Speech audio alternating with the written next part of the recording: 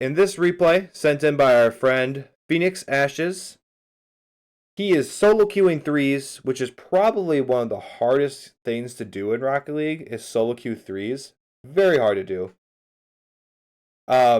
Says he is hard stuck diamond for forever. So maybe we can give him some tips and help him try to get out of this. I think something I'm going to really focus on with this replay is, strategies for solo queuing. Because I think you have to play the game almost a little differently when we are solo queuing.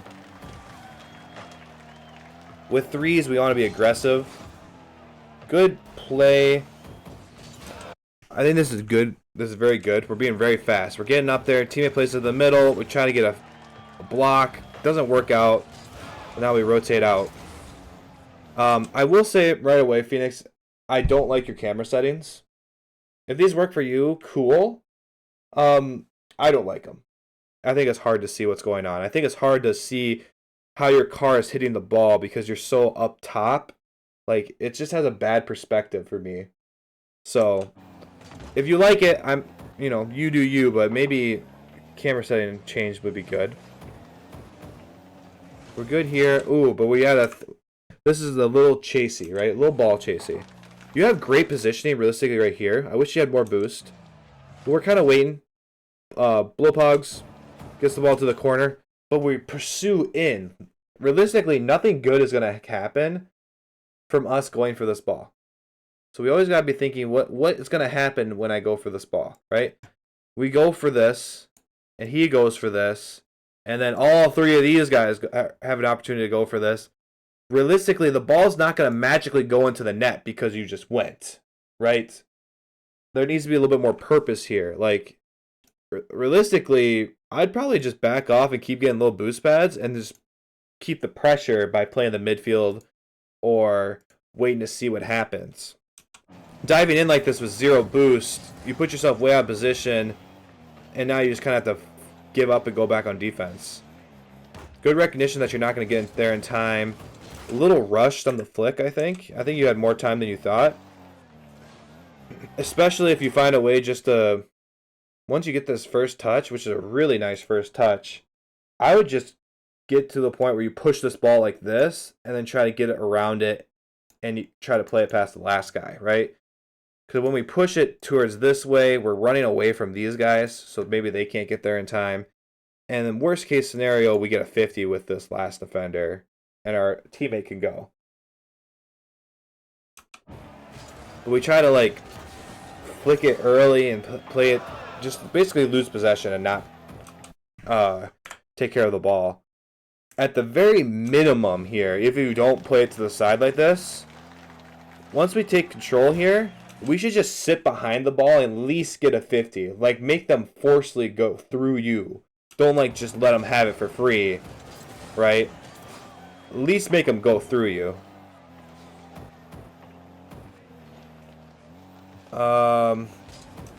This is fine. This is good. So, normally, if we have a teammate who's kind of sitting here ready and waiting to go, we should let them go and file behind them as the back post person. But our teammate's like deep in this net, so I'm okay with you cutting rotation here, just for the sake of it's being threes and we need to keep the pace going. Totally okay with you cutting them off here.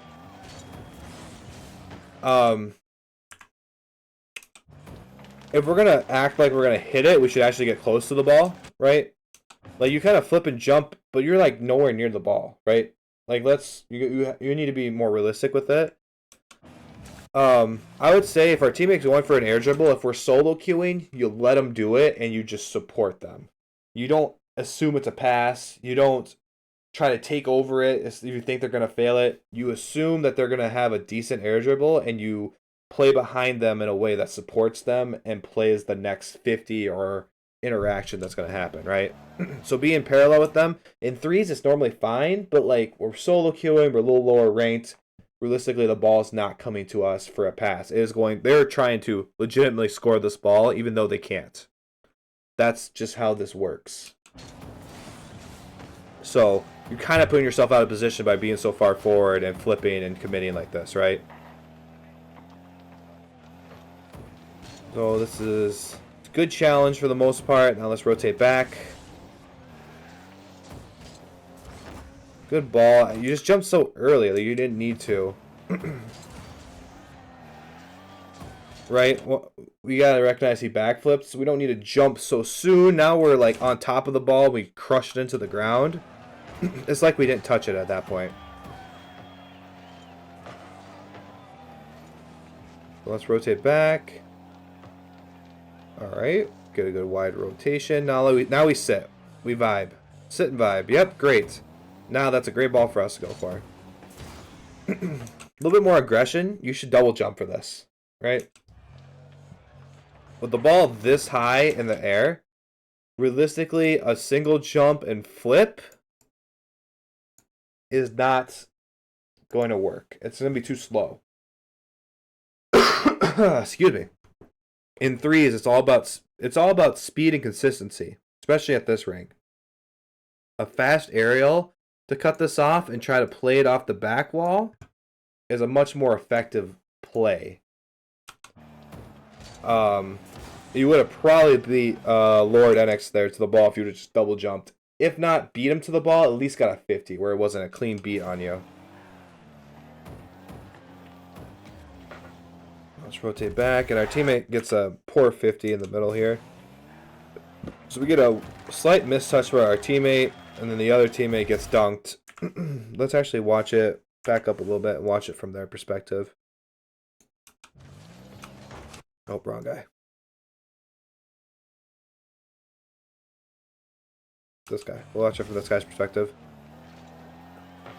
He watches you get beat. Ball bounces awkwardly. Our teammate tries to make a play, but realistically just plays it past you and doesn't work out. So this is where consistency comes in, right? If this if Ant here was a little bit more consistent and was able to hit this ball to the side, you would never put Blowpogs in this weird position here where he has to like stop and turn and try to go for this ball. So this is why consistency is important, especially at these lower ranks. Good. Slow down, get the 50 at least, and that leads to a goal. Beautiful. Beautiful, beautiful. At the bare minimum, let's get a 50. Because that just makes them have to commit and waste resources. Little miscommunication there. Diamond probably doesn't know that you left goes. Nice. Let's take our time here. Ooh, the ball bounced out awkwardly. Hard read. Hard read. So we need to be realistic here with everything, right? With threes, everything happens so fast. So that's why in threes in general, we're going to be a little closer to plays than we are in twos. So we can try to anticipate it. Try to anticipate, almost guess what's going to happen. And just be the next person that's going to be the ball. You know, to the ball. Be a little faster. We're just so far back that we just got to recognize that these blue defenders are going to get there way before me. And you just don't even jump for this. And you just go back and you shadow and you try to play it within the corner. Instead, you have zero boost and you kind of forward commit yourself. And now you don't, you know, you have to rush back. Which you didn't get any little boost pads here. If we're going to take a path back, I mean, this is a pretty quick path back. Actually, you did a good job. I think that was a good pathing, actually. Because none of those boost pads were on or available. Oh. You had a great rotation back. You went back post. But you get here and you stop. You need to stop. Okay? So as back post, right, as we're going to rotate back post, we have a friend already in net. We don't need two people in net. When we come around here, let's get even deeper here. So that way, let's say they roll the ball up the wall. Or, I shouldn't say that because then he should go. But we have our teammate. We're coming up like this. And we need to sit here more. So that way we have the option to go up the wall if needed. Go out if the ball hits off the back wall hard and cut it off. And just support this guy. What we don't want to do is push in front of him. Because now we're leaving this whole back portion of the net and this backboard, the back portion of this backboard, undefended.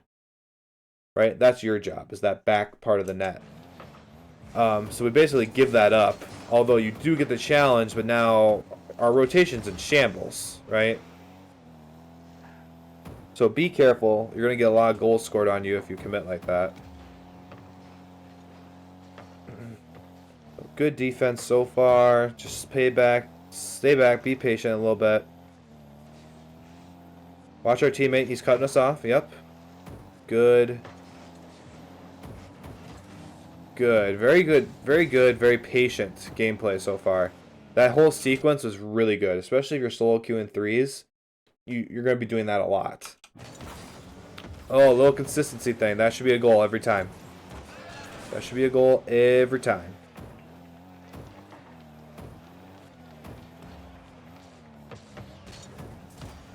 Good touch. Now let's get out.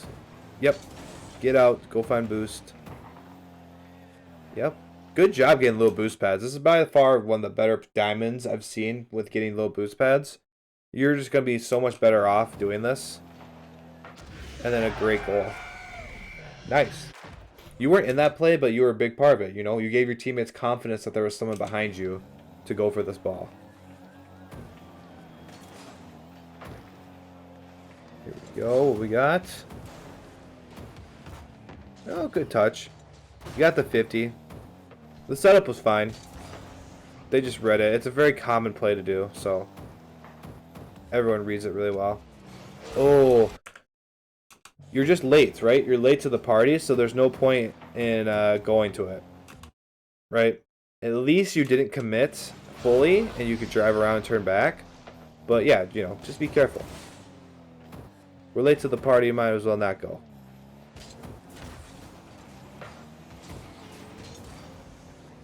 Good. Get the boost. Now we're going to rotate around. Good wide rotation. Yes. Nice. Now let's do something fancy. Yes, off the ceiling. Yes. Yes! Oh, almost. This is the best part of threes, is that you can do shit like this. This is totally fine because you have teammates backing you up. Do I wish your other teammate didn't go? Yes. Do I wish he would have double tapped that? Hell yes, because that would have been sick.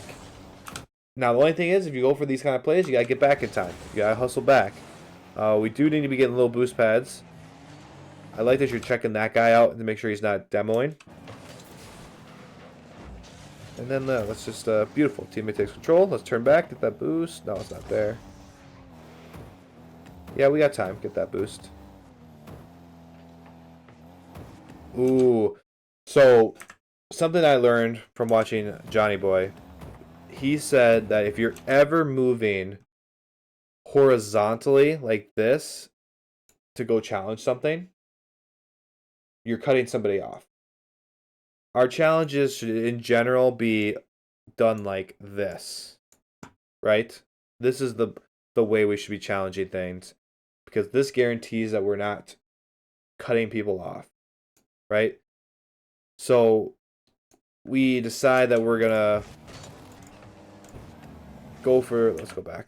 We decide that we're gonna go for this ball, right? But we know we have a teammate to our left. We clearly saw him.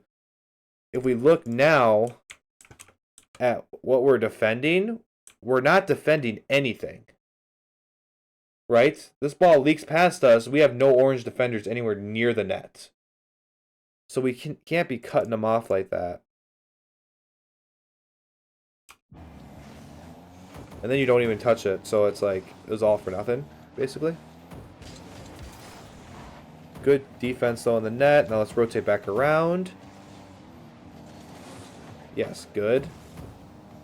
A lot of chaos, a lot of chaos. Ooh, let's just support our teammate. Let's not get too far forward just yet, right? It's not 100% clear what's going to happen. And now we're in a spot where, you know, we kind of have a desperation hit to the side and nothing really comes of it, right? Trust your teammate here. Trust your teammate. You can clearly see him on the wall, right? I probably would jump for this too, but like, you know he has it. You recover well. Try to push forward to help. Teammate gets back in the last second to save that. And then, yeah, just nothing. Blue team shuts it down right away. Everyone's kind of out of position. They're all discombobulated. Almost own goal. Now we got a boost. Lots of awkwardness. A lot of awkwardness. Realistically, I don't feel like there was a lot of offense in general for your team. And I think that comes with, you know, just the consistency part of it. Like, I feel like there's a lot of opportunities for things to happen, but, like, none of you guys did things to capitalize on it. There wasn't any hard shots taken on net to force the other team to make saves. Although they have a lot of saves. But, like, they were, you know, easy things, right? We need more consistent, powerful hits in Diamond to kind of, you know, take everything to the next level, get the speed of play up. In general, though, I think a lot of your positioning was pretty good. There is some tendencies to ball chase and cut the ball off.